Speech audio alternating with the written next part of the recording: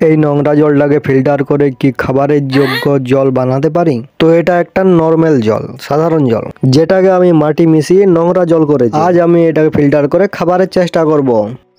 তারপর ইউটিউবে অনেকগুলো হোমমেড ফিল্টারের খোঁজার চেষ্টা করছিলাম।